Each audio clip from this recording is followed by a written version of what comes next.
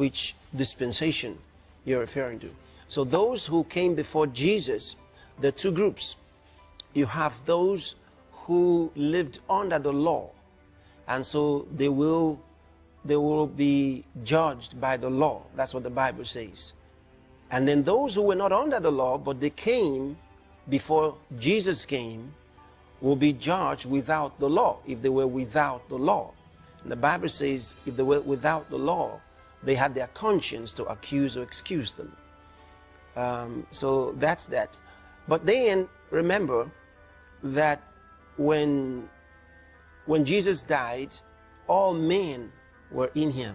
He died for everybody, those who came before him and those who came in his time and those who came after his death. So it's for everybody. That salvation is for everybody. And if they were looking forward to him, then they had their cash checked, as it were, or rather their check cashed. Yeah, they had their check cashed, which means they had a promissory note if they believed in him before he came, or they knew something of his word, or knew something of the coming Christ and looked forward to him. So Jesus would have brought that salvation to them, and they would be among those who now have received the true salvation because they believed.